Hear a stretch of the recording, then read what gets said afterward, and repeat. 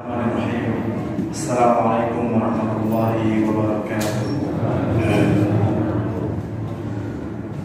Alhamdulillah hamdan katsiran thayyiban mubarakan fihi kama yuhibbu rabbuna wa yarda. Asyhadu an la ilaha illallah wahdahu la syarika lah wa asyhadu anna Muhammadan abduhu wa rasuluhu la nabiyya ba'dahu. Qala Allah ta'ala fi kitabil karim, ya ayyuhalladzina amanu taqullaha haqqa tuqatih wa la tamutunna illa wa antum muslimun. Bapak dan Ibu sekalian rahimani wa rahimakumullah jami'an, semoga Allah Subhanahu wa taala selalu merahmati kita semua. Alhamdulillah. Tentunya kita selalu bersyukur pada Allah Subhanahu wa taala dengan kenikmatannya kita bisa berkumpul kembali di bulan Ramadan ini guna melaksanakan salat tarawih yang semoga Allah Subhanahu wa taala menerima segala amal ibadah kita dan memudahkan kita untuk memaksimalkan amal ibadah di bulan Ramadan ini. Amin ya rabbal alamin. Salawat serta salam tentunya selalu kita junjungkan kepada Nabi besar kita Nabi Muhammad sallallahu alaihi wasallam, berikut keluarganya, para sahabatnya dan juga para pengikutnya hingga akhir zaman nanti. Dan semoga kita semua masuk dalam kategori orang-orang yang selalu mengikuti ajaran Nabi besar kita Muhammad sallallahu alaihi wasallam hingga akhir hayat kita. Amin ya rabbal alamin. Bapak dan Ibu sekalian rahimani wa rahimakumullah, semoga Allah Subhanahu wa taala selalu merahmati kita semua. Tentunya kita dalam beribadah harus landasi dengan keikhlasan dan juga mutaba'ah, mengikuti tuntunan dari Nabi Muhammad sallallahu alaihi wasallam. Al-Imam Ibnu Qudamah rahimahullah taala dalam kitab beliau Al-Mughni, beliau mengatakan, kanu idza shamu qa'adu fil masajid wa qalu nahfadhu shaumana. Mereka orang-orang soleh terdahulu jika berpuasa mereka banyak duduk di masjid. Mereka beralasan, kami ingin jaga kualitas puasa yang kami lakukan. Bapak dan Ibu sekalian rahimani wa rahimakumullah jami'an, semoga Allah Subhanahu wa taala selalu merahmati kita semua. Ini adalah trik, ya, di antara trik ulama-ulama atau orang-orang soleh terdahulu, ya, di zaman sahabat, di zaman tabi'in, ya, dan juga tabi'in. Pada waktu-waktu yang dimuliakan oleh Allah Subhanahu wa taala, karena mereka ingin menjaga kualitas puasa mereka masing-masing.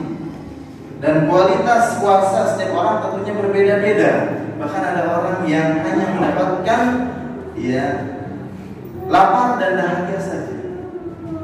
Sebagaimana sebagian orang sholat hanya mendapatkan 1/10-nya saja, sebagian hanya mendapatkan 1/9-nya, 1/8-nya, 1/7-nya, 1/6, 1/5, sampai hanya ada yang 1/2-nya saja. Karena kualitas ibadah masing-masing tentunya berbeda-beda. Dan ulama-ulama terdahulu itu ingin menjaga puasanya dari segala kemaksiatan, sehingga mereka banyak berada di masjid. Untuk apa? Sibuk berzikir, sibuk berdoa, baca Al-Quran dan sholat. Dengan demikian tidak ada lagi waktu untuk menggunjing orang, menghibah, bertengkar, perang mulut, berdusta dan segala macamnya dari kemaksiatan kepada Allah Subhanahu wa taala. Al-Imam Mujahid rahimahullah taala mengatakan bahwa ada dua sifat yang jika seseorang selamat dari dua sifat itu, maka puasanya akan selamat. Yaitu apa? Al-ghibah wal kadhib. Ya, ghibah menggunjing orang dan berdusta. Bapak dan Ibu sekalian rahimani wa rahimakumullah jami'an, semoga Allah Subhanahu wa taala selalu merahmati kita semua. Demikian juga jika seorang berada di masjid, tentunya pandangan lebih terjaga. Dan di zaman sekarang, ya, zaman kita saat ini, sumber ancaman terbesar yang merusak kualitas puasa kita adalah yang ada di dekat kita. Sesuatu yang paling dekat dengan kita, yaitu apa? Gadget kita masing-masing. Ini salah satu ancaman, ya, bagi puasa kita.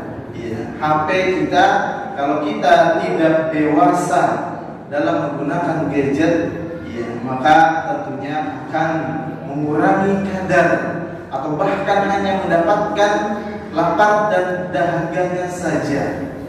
Bagaimana kita bandingkan kita dengan orang-orang soleh terdahulu? Bapak dan Ibu sekalian rahimani wa rahimakumullah jami'an, semoga Allah Subhanahu wa taala selalu merahmati kita semua.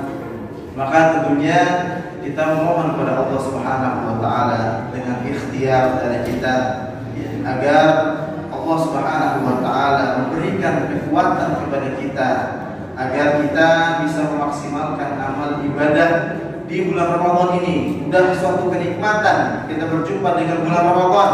Banyak saudara kita yang sudah tidak berjumpa lagi dengan bulan Ramadan, atau berjumpa dengan bulan Ramadan tapi dalam keadaan fisik yang tidak sehat. Kita diberikan fisik yang sehat, keimanan. Maka tentunya kita bersyukur kepada Allah Subhanahu wa taala dan bersabar dalam melaksanakan segala amal ibadah. Dan kita mohon pada Allah Subhanahu wa taala agar Allah Subhanahu wa taala menerima segala amal ibadah kita di bulan Ramadan ini, dan semoga Allah Subhanahu wa taala mempertemukan kita dengan Syawal sehingga kita bisa menyempurnakan bulan Ramadan dengan amalan ibadah yang akan kita panen pahalanya di surganya Allah Subhanahu wa taala. Dan kita memohon pada Allah Subhanahu wa taala agar Allah Subhanahu wa taala mengumpulkan kita dan keluarga kita bersama Rasulullah sallallahu alaihi wasallam di surganya Allah Subhanahu wa taala, surga Firdausil A'la, dan menjauhkan kita dari segala adabnya, dari segala murkanya, dari api nerakanya. Amin ya rabbal alamin. Saya rasa cukup apa yang bisa kita sampaikan. Aqulu lakum qawli hadza wa astaghfirullah li wa lakum wastaghfiruhu innahu huwal ghafurur rahim. Subhanakallahumma wa bihamdika asyhadu an la ilaha illa anta astaghfiruka wa atubu ilaik. Walhamdulillahi rabbil alamin. Wassalamualaikum warahmatullahi wabarakatuh.